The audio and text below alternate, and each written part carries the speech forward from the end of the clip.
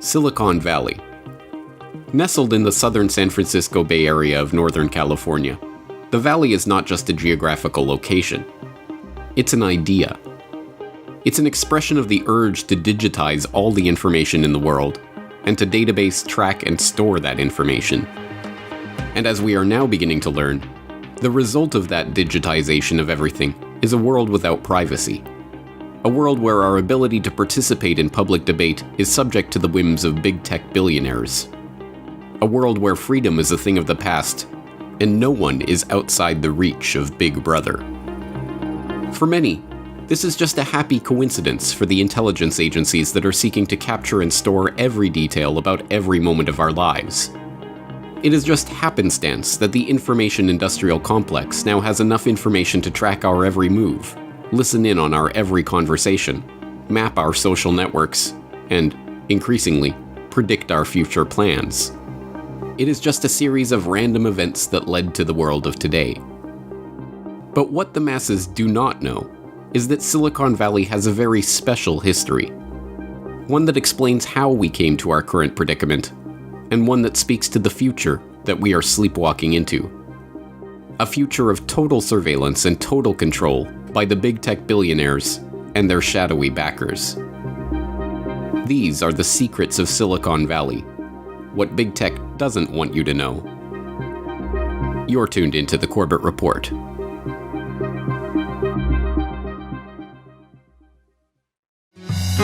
Once known as the Valley of Heart's Delight, the Santa Clara Valley was a bucolic agrarian area known for its mild climate and blooming fruit trees. Until the 1960s, it was the largest fruit-producing and packing region in the world. Today, there are few reminders of the valley's sleepy farming past.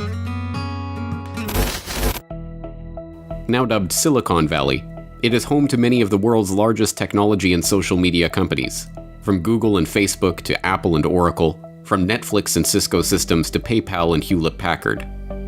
It is the hub of a global industry that is transforming the economy, shaping our political discourse, and changing the very nature of our society. So what happened? How did this remarkable change take place? Why is Silicon Valley the epicenter of this transformation? The answer is surprisingly simple. World War II happened. The influx of high-tech research and industry to the region is the direct result of the advent of World War II and the actions of one man, Frederick Terman. Frederick was the son of Louis Terman, a pioneer of educational psychology at the Stanford Graduate School of Education. An avowed eugenicist, Louis Terman popularized IQ testing in America, helping to conduct the first mass administration of an IQ test for the U.S. Army during America's entry into the First World War.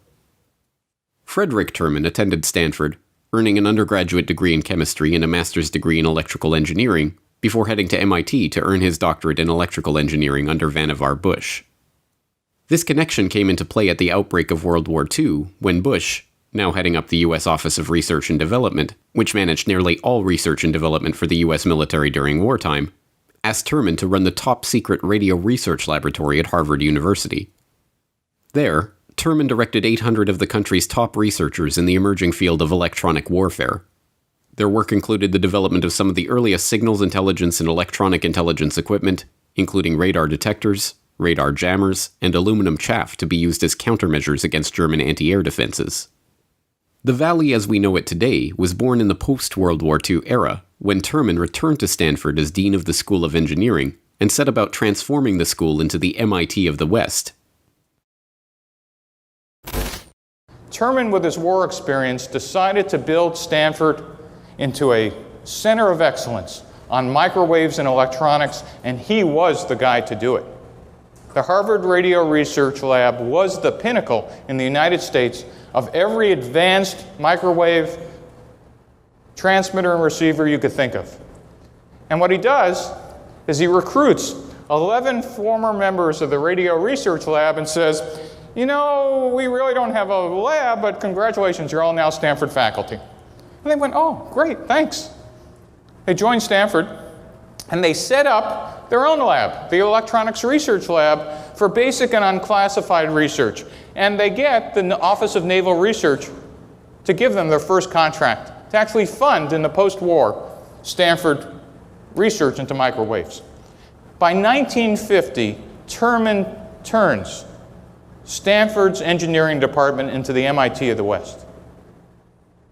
Basically, by taking all the war, innovative R&D in microwaves, by moving it to Stanford, by taking the department heads and key staff. With the military research funds flowing into the region, Terman began transforming the San Francisco Bay Area into a high-tech research hotspot. In 1951, he spearheaded the creation of Stanford Industrial Park, now known as Stanford Research Park, a joint venture between Stanford and the city of Palo Alto to attract big technology corporations to the area. The park was a huge success, eventually luring Hewlett-Packard, General Electric, Kodak, and other important technology firms, and cementing Silicon Valley as a nexus between Stanford, big tech, and government-sponsored research. And this connection was not tangential. As researcher Steve Blank writes in his own history of Silicon Valley's military roots, during the 1950s, Fred Terman was an advisor to every major branch of the US military. He was on the Army Signal Corps R&D Advisory Council, the Air Force Electronic Countermeasures Scientific Advisory Board, a trustee of the Institute of Defense Analysis, the Naval Research Advisory Committee, the Defense Science Board, and a consultant to the President's Science Advisory Committee. His commercial activities had him on the board of directors of HP, Watkins Johnson, Ampex, and director and vice chairman of SRI. It's amazing this guy ever slept. Terman was the ultimate networking machine for Stanford and its military contracts. It is no secret that Silicon Valley has thrived since the very beginning on Pentagon research dollars and DoD connections. From William Shockley, a rabid eugenicist who spent World War II as director of Columbia University's Anti-Submarine Warfare Operations Group, and who is sometimes cited as Silicon Valley's other founding father for his work on silicon semiconductors, to the Stanford Research Institute, a key military contractor that had close ties to the Advanced Research Projects Agency. The US Defense Department has had a key role in shaping the development of the region. The Stanford Research Institute was spearheaded by Terman and created by the trustees of Stanford University in 1946. From its inception, the SRI was instructed to avoid pursuing federal contracts that might embroil Stanford in political matters. But within 6 months, it had already broken this directive, pursuing contracts with the Office of Naval Intelligence. In the 1960s, at the same time that the Institute's Artificial Intelligence Center was creating Shaky, the first mobile robot that could reason about its surroundings. A feature of the intermediate level actions is their ability to recover from unforeseen accidents. Our gremlin, Charlie, symbolizes an agent of change unknown to Shaky. Shaky sensors tell him that the box has slipped off the push bar, but his cat whiskers tell him where the box is, so he can get behind it and resume pushing.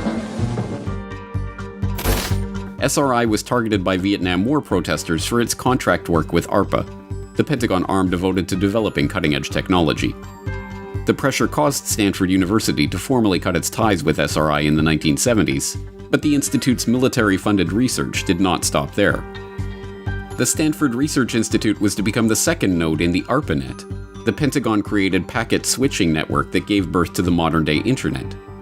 The first message ever sent between two computers was sent on the ARPANET between a computer at UCLA and one at SRI. It was the head of ARPA's Command and Control Division, Robert Kahn, who set up the first experimental mobile network, known as PRNet, around Silicon Valley, and formed the initial satellite network, SatNet, that connected the early Internet internationally. In 1973, Kahn enlisted the help of Vint Cerf, an assistant professor at Stanford University, to develop, as a Department of Defense project, the TCP/IP protocol suite that would help make the Internet possible. In a recent panel discussion hosted by DARPA, the latest moniker for what was originally ARPA, Vint Cerf admitted that the entire ARPANET project was dictated by the Pentagon's needs for a command and control system that would be responsive to military requirements. The Internet was motivated by a belief that command and control could make use of computers in order to enable the Defense Department to use its resources better than an opponent. In that particular case, Bob in particular started the program at DARPA in the early 1970s. realized that we had to have the computers in ships at sea and in aircraft and in mobile vehicles, and the ARPANET had only done dedicated fixed machines that were in air-conditioned rooms, connected together, roughly speaking, dedicated telephone circuits. So you can't connect the tanks together with wires because they run over them and they break, and the airplanes will never make it off the ground. And, you can see all the problems. So this led to the need for mobile radio communication and satellite communication in a networked environment. Your question about global nature here is easily answered. At least I thought we were doing this for the Defense Department, which would have to operate everywhere in the world. And so it could not be a design that in some way was limited to CONUS, for example. And it also could not be a design that depended at all on the cooperation of other countries allocating, for example, address space. I mean, the sort of the silly model of this is if we use country codes to indicate different networks, different network identifiers, imagine that you've got to invade country B. And before you do that, you have to go and say, hi, we're going to invade your country in a couple of weeks, and we need some address space to run our command and control system. And it probably wasn't going to work. So we knew it had to be global in scope. One of the first demonstrations of the protocol, a 1977 test involving a van equipped with radio gear by SRI that is now dubbed the birth of the modern internet, even simulated a mobile unit in the field, let's say in Europe, in the middle of some kind of action trying to communicate through a satellite network to the United States. But while direct investment in this technological revolution suited the purposes of the Pentagon, the US intelligence community was pursuing other, more covert avenues for harnessing the incredible potential of Silicon Valley and its surveillance technologies.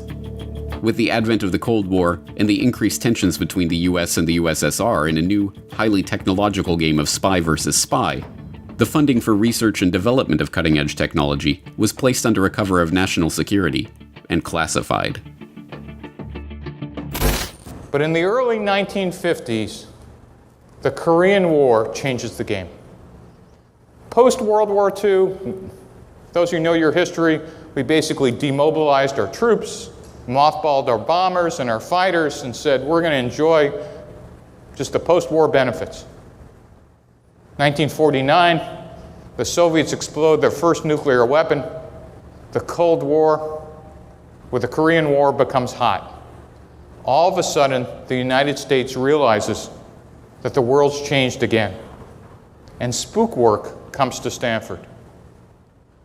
The military approaches Terman and asks him to set up the Applied Electronics Lab to do classified military programs and doubles the size of the electronics program at Stanford. They said, well, we'll keep this separate from the unclassified electronics research lab, but for the first time, it made Stanford University a full partner with the military in government R&D. The arrival of intelligence agency investment money created a new relationship between the government and the researchers in the Valley.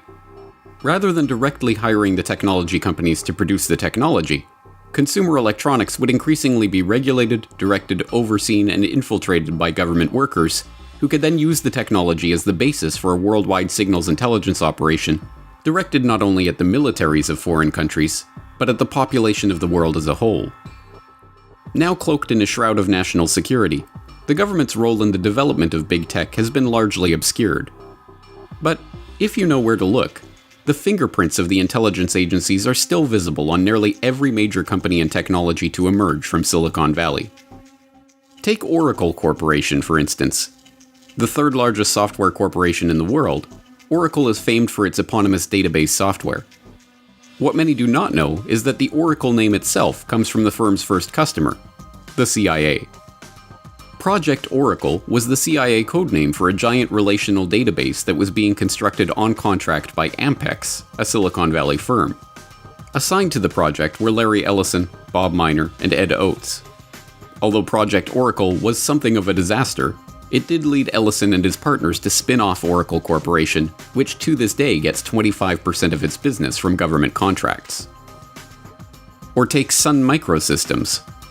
Founded in 1982, the Silicon Valley software and hardware giant's flagship Unix workstation, the Sun 1, as Computer World explains, owes its origin rather directly to a half-dozen major technologies developed at multiple universities and companies, all funded by ARPA. Sun was acquired by Oracle in 2010 for $7.4 billion. But to an entire generation growing up today, this is ancient history. Sure, the intelligence agencies and the Defense Department were involved in the founding of these Silicon Valley stalwarts. But what about the Silicon Valley of today? What does this have to do with Google or Facebook or PayPal or the big tech giants that have become synonymous with computing in the age of the internet?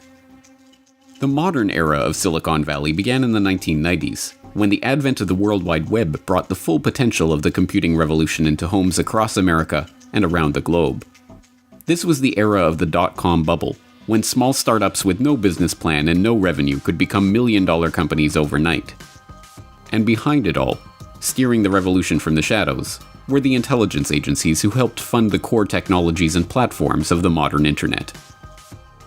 One of the first problems confronting early users of the web was how to search through the dizzying array of personal websites, corporate web pages, government sites, and other content that was coming online every day. In order for the web to turn from a playground for tech geeks and hobbyists into a ubiquitous communication tool, there would need to be a way to quickly sort through the vast amount of information available and return a relevant list of websites to lead users to useful information. Early iterations of online search, including personally curated lists of interesting sites and primitive search engines that relied on simple keyword matching, failed to live up to the task. By happy coincidence, the problem of cataloging, indexing, sorting, and querying vast troves of information was one that the intelligence agencies were also working on. As the masses of data flowing through the internet gave rise to the era of big data, the NSA, the CIA, and other members of the US intelligence community recruited the best and the brightest young minds in the country to help them store, search, and analyze this information, and those searching for it. And, as usual, they turned to Stanford University and the Silicon Valley whiz kids for help. Google, as the now familiar story goes, started out as a research project of Larry Page and Sergey Brin, two graduate students at Stanford University. Unsurprisingly, one does not have to dig very deep to find the connection to the Defense Department.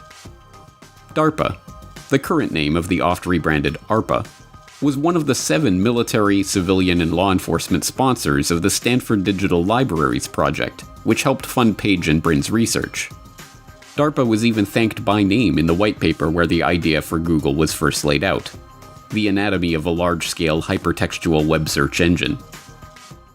Less well-known is the massive Digital Data Systems project spearheaded by the US intelligence community and funded through unclassified agencies like the National Science Foundation. As an email introducing the project to researchers at major US universities in 1993 explains, it was designed to help the intelligence agencies take a proactive role in stimulating research in the efficient management of massive databases and ensuring that intelligence community requirements can be incorporated or adapted into commercial products. As Jeff Nesbitt, former Director of Legislative and Public Affairs for the National Science Foundation, detailed in a revealing 2017 article for QZ.com on Google's true origin, the research arms of the CIA and NSA hoped that the best computer science minds in academia could identify what they called birds of a feather. Just as geese fly together in large V-shapes, or flocks of sparrows make sudden movements together in harmony, they predicted that like-minded groups of humans would move together online. Their research aim was to track digital fingerprints inside the rapidly expanding global information network, which was then known as the World Wide Web. Could an entire world of digital information be organized so that the requests humans made inside such a network be tracked and sorted? Could their queries be linked and ranked in order of importance? Could birds of a feather be identified inside this sea of information so that communities and groups could be tracked in an organized way? The project dispersed more than a dozen grants of several $1 million each to help realize this goal of tracking, sorting, and mining online behavior in order to identify and categorize communities and track groups in real life. And one of the first recipients of this grant money? Sergey Brin's team at Stanford and their research into search query optimization. From its very founding and continuing right through to the present day, Google has maintained close ties to America's intelligence, military, and law enforcement apparatuses. As with all matters of so-called national security, however, we only get a window into that relationship from the public and declassified record of contracts and agreements that the tech giant has left in its wake. In 2003, Google signed a $2.1 million contract with the National Security Agency, the US intelligence community's shadowy surveillance arm that is responsible for collecting, storing, and analyzing signals intelligence in foreign intelligence and counterintelligence operations. Google built the agency a customized search tool capable of searching 15 million documents in 24 languages. So important was this relationship to Google that when the contract expired in April 2004, they extended it for another year at no cost to the government. In 2005, it was revealed that In-Q-Tel, the CIA's venture capital arm and itself the perfect encapsulation of the intelligence agency's relationship with Silicon Valley, had sold over 5,000 shares of Google stock. It is not exactly clear how the CIA's venture capital firm ended up with 5,000 shares of Google stock, but it is believed to have come when Google bought out Keyhole Inc., the developer of the software that later became Google Earth. The company's name, Keyhole, is a none-too-subtle reference to the Keyhole class of reconnaissance satellites that the US intelligence agencies have been using for decades to commit 3D imaging and mapping analysis. Keyhole Inc. worked closely with the US intelligence community and even bragged that its technology was being used by the Pentagon to support the invasion of Iraq. To this day, the CIA itself describes Google Earth as CIA-assisted technology on its own page dedicated to CIA's impact on technology. In 2010, details of a formal NSA-Google relationship began to emerge, but both parties refused to divulge any further information about the relationship. Subsequent reporting suggested that Google had agreed to provide information about traffic on its networks in exchange for intelligence from the NSA about what it knew of foreign hackers. More details emerged from a Freedom of Information Act request in 2014, which revealed that Sergey Brin and Eric Schmidt were not only on a first-name basis with then NSA Chief General Keith Alexander, but that Google was part of a secretive government initiative known as the Enduring Security Framework, and that this initiative involved Silicon Valley partnering with the Pentagon and the US intelligence community to share information at network speed. The Enduring Security Freedom Initiative is just one window into how big tech can reap big dollars from their relationship with the NSA. In 2013, it emerged that the participants in the PRISM program, the illegal surveillance program which allowed the NSA backdoor access to all information and user data of all the big tech companies, were reimbursed for the program's expenses by a shadowy arm of the agency known as Special Source Operations. The entire process reportedly costed PRISM participants millions of dollars to implement each successful extension, and those costs, according to U.S. documents, were covered by an arm of the NSA known as Special Source Operations. According to the Guardian newspaper, NSA whistleblower Edward Snowden has described Special Source Operations as the crown jewel of the agency that handles all surveillance programs that rely on corporate partnership with telecoms and internet providers to access communication data. Now, this revelation is being considered evidence that a financial relationship between tech companies and the NSA has existed. And as the Guardian newspaper put it, the disclosure that taxpayers' money was used to cover the company's compliance costs raises new questions surrounding the relationship between Silicon Valley and the NSA. The PRISM program itself proves that the military and intelligence agency ties to modern-day Silicon Valley do not end with Google. In fact, every one of the Silicon Valley stalwarts that dominate the web today have similar ties to the shadowy world of spooks and spies. In June 2003, the Information Processing Techniques Office, the information technology wing of DARPA that had overseen the original ARPANET project in the 1960s, quietly posted a broad agency announcement to its website to request proposals for an ambitious new project. Labeled BAA number 03-30, this proposer information pamphlet requested proposals from developers to build an ontology-based subsystem called LifeLog that captures, stores, and makes accessible the flow of one person's experience in and interactions with the world. The idea which seemed somewhat fantastic in 2003, was that users of LifeLog would wear a device that would capture and record all of their transactions and interactions, physical movements, email and phone calls, and a variety of other information. The LifeLog would be presented to users as a standalone system to serve as a powerful automated multimedia diary and scrapbook, but, as the announcement goes on to reveal, the data collected would be used to help DARPA create a new class of truly cognitive systems that can reason in a variety of ways. If it had gone ahead, LifeLog would have been a virtual diary of everywhere that its users went, everything they did, everyone they talked to, what they talked about, what they bought, what they saw and listened to, and what they planned to do in the future. It immediately drew criticism as an obvious attempt by the government to create a tool for profiling enemies of the state, and even supporters of the plan were forced to admit that LifeLog could raise eyebrows if DARPA didn't make it clear how privacy concerns would be met. But then, without explanation, the announcement was withdrawn and the project was dropped. DARPA spokesperson Jan Walker chalked the cancellation up to a change in priorities at the agency, but researchers close to the project admitted that they were baffled by the sudden stopping of the program. I am sure that such research will continue to be funded under some other title, wrote one MIT researcher whose colleague had spent weeks working on the proposal. I can't imagine DARPA dropping out of such a key research area. The cancellation of LifeLog was reported by Wired.com on February 4, 2004. That very same day, a Harvard undergrad named Mark Zuckerberg officially launched thefacebook.com, the first incarnation of Facebook, which collects vast amounts of data on its users, offering them the promise of a powerful automated multimedia diary and scrapbook, but, as has become more and more evident in recent years, using and selling that data for ulterior motives.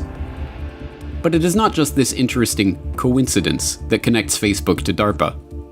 Once again, the money that helped the Facebook go from a Harvard student project to a multi-billion user internet giant involved a relocation to Silicon Valley and copious injections of venture capital from intelligence-connected insiders.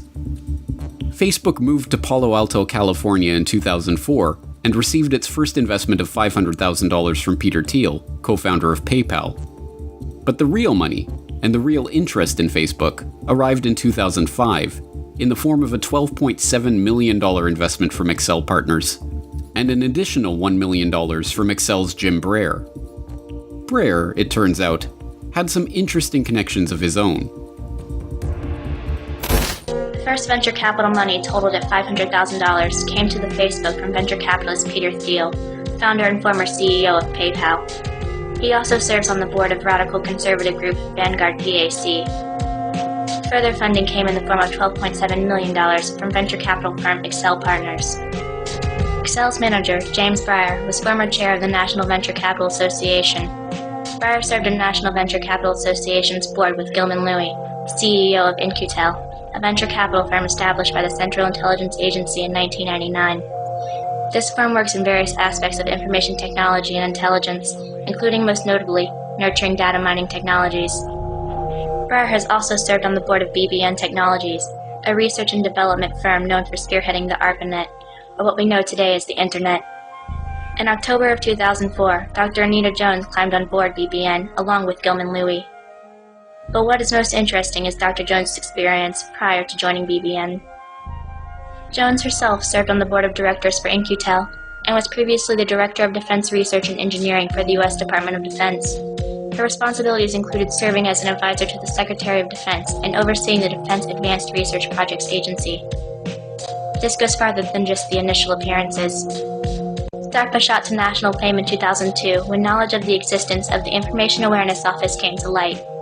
The IAO stated its mission was to gather as much information as possible about everyone in a centralized location for easy perusal by the United States government, including though not limited to Internet activity, credit card purchase history, airline ticket purchases, car rentals, medical records, educational transcripts, driver's licenses, utility bills, tax returns, and any other available data.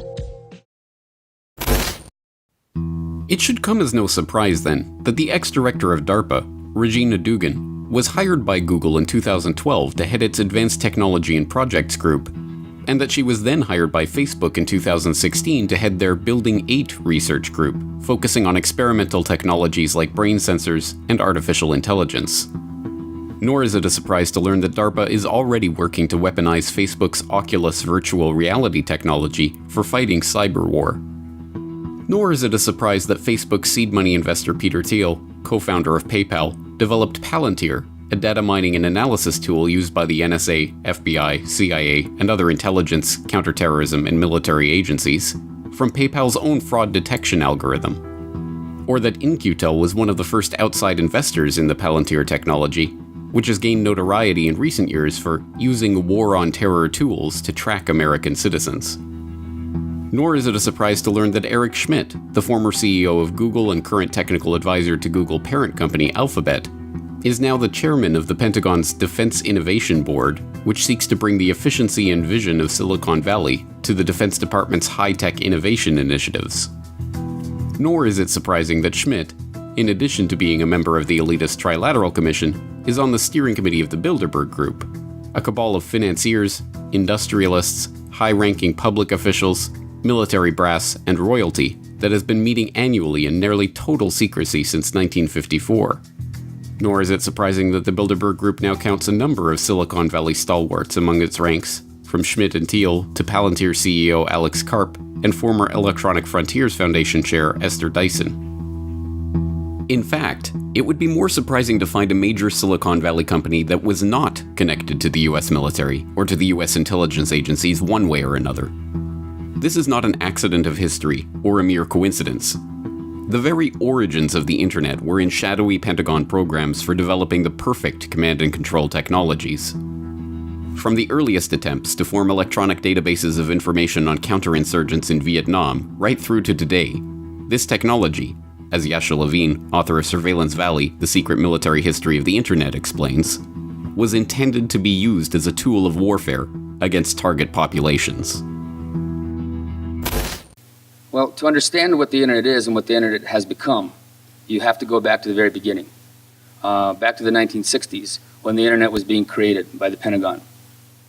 Back then, America was a relatively new global empire, facing an increasingly chaotic and violent world. There was the Vietnam War, that was central, but the U.S. was facing insurgencies all around the world, from Latin America to Southeast Asia. It was also facing an increasingly volatile and violent domestic environment. You had the anti-war movement, you had militant black activism, you had groups like the Weather Underground that were setting out bombs seemingly daily in cities all across the country. You had race riots in major cities. And America's paranoid generals looked at this, right? And they saw a vast communist conspiracy, of course. They saw the Soviet Union expanding globally, underwriting insurgencies all around the world, backing countries that were opposed to America. At the same time, they were underwriting opposition movements in America. And they saw this as a new kind of war that was happening. This was not a war, this is not a traditional war that you could fight with traditional weapons. This is not a war that you could drop a nuke on. It was not a war that you could send a tank division into, because the combatants did not wear uniforms and they did not march in formation. They were part of the civilian population of the conflicts that they were taking part in. So it was a new kind of war, an insurgency, a global insurgency. And in certain rarefied circles in the military, people who were familiar with the new kind of computer technology being developed, they believed that the only way to fight and win this new war was to develop new information weapons. Computer technology that could ingest data on people and political movements, that could combine opinion surveys, economic data, criminal histories, draft histories, photographs, telephone conversations intercepted by the security services, and put that all into databases that could allow analysts to perform sophisticated analysis on it and run predictive surveys. The idea was you have to find out who the enemy is and isolate it from the general population, and then take that enemy out. And at the time, some even dreamed of one day creating a global system of management that could watch the world in real time and intercept threats before they happened, in much the same way that America's early warning radar defense system did for hostile aircraft. This is the general background from which the internet emerged. Today, its counterinsurgency origins, the counterinsurgency origins of the internet, have been obscured. They've been lost, for the most part. Very few histories even mention it even in a little bit. But at the time that it was being created in the 1960s, the origins of the internet and the origins of this technology, as a tool of surveillance and as a tool of control, was very obvious to people back then. At the time, people did not see computers and computer networks as tools of liberation or utopian technologies. They saw them as tools of political and social control, and that specifically included the ARPANET, the network that would later grow into the internet. The internet was never intended as a tool of liberation. It was, from its very inception, intended to be a tool for tracking, surveilling, and ultimately controlling a target population. And in the volatile environment of the 1960s, that target population quickly morphed from the Viet Cong counterinsurgents into the American public itself, and anyone else who could pose a threat to the Pentagon's ambitions at home or abroad. Seen in the light of this history, recent developments on the internet make more sense. Silicon Valley did not spring out of the California soil by itself. It was carefully seeded there by the military and intelligence agencies that require this technology to fight the information warfare of the 21st century. The Department of Defense did not announce in 2003 that they were going to fight the net as if it were an enemy weapons system because they were afraid the internet could be weaponized by their enemies. They knew it was already a weapon because they themselves had weaponized it. The US government is not afraid of the Russians and their ability to undermine American democracy by purchasing thousands of dollars of advertising on Facebook. They were the ones who envisioned a LifeLog system to observe and control the population in the first place. The Pentagon does not fret about the security vulnerabilities of the internet. It exploits those vulnerabilities to develop some of the most destructive cyber weapons yet unleashed, including the US-Israeli-developed Stuxnet. And as the next generation of networking technologies threatens to add not just our Facebook data and our Google searches and our tweets and our purchases to the government's databases, but actually to connect every object in the world directly to those databases, the military is once again at the cutting edge of the next internet revolution. Internet of Things is penetrating an ever widening swath of daily life and the global economy. Our good friends and helpful proliferators of information at Wikipedia define the Internet of Things as the network of physical objects, things embedded with electronics, software, sensors, network connectivity, which enables these objects to collect and exchange data.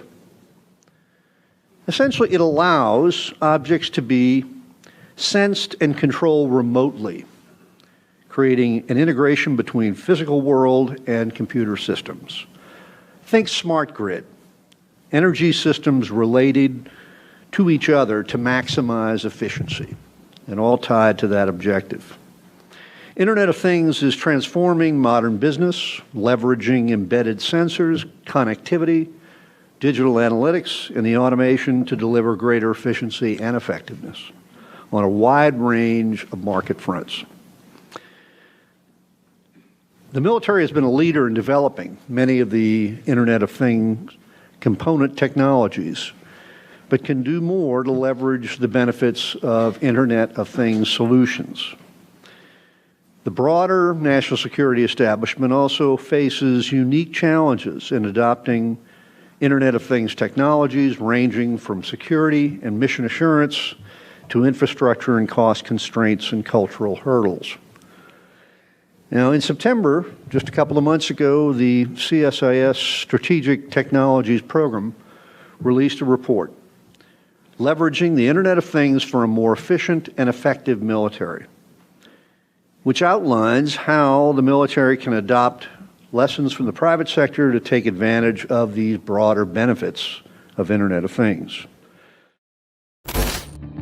From the earliest days of network computing, when the ARPANET was still just a twinkle in its engineers' eyes and famed ARPA computer scientist JCR Licklider was writing memos to his colleagues in Palo Alto updating them on his vision for an intergalactic computer network, to today, when DARPA scientists are plotting military uses for the Internet of Things.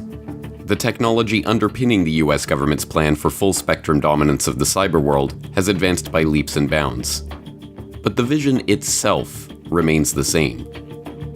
In this vision, every person is tracked, their conversations recorded, their purchases monitored, their social networks mapped, their habits studied, and, ultimately, their behaviors predicted, so that the Pentagon and the spies of Silicon Valley can better control the human population. And, with the advent of technologies that ensure that every item we own will be spying on us and broadcasting that data through networks that are compromised by the intelligence agencies, that vision is closer than ever to a reality. And there, helping that vision to come to reality, are the giants of big tech, who were founded, funded, aided, and, when needed, compromised by the spooks, spies, and soldiers who desire complete control over the cyber world. This is the secret of Silicon Valley. In a key sense, the big tech giants are the Pentagon and the intelligence community. The DoD and the intelligence agencies are the big tech giants. It was this way from the very dawn of modern computing, and it remains this way today. We should not be surprised that the world of the Internet, the world bequeathed to us by the ARPANET, is increasingly looking like an always-on surveillance device. That was what it was intended to be. Yet the public, blissfully unaware of this reality, or willfully ignorant of it, continues to record their every move in their Facebook life log, flock like birds of a feather to ask their most intimate questions of Google, and feed their personal data into the gaping maw of the PRISM beast. It may be too late to pull back from the brink of this always-on, always surveilled, wireless networked precipice. But until we look squarely at the facts showing that big tech is a front for the US government, we will never hope to escape the silicon trap that they have laid for us.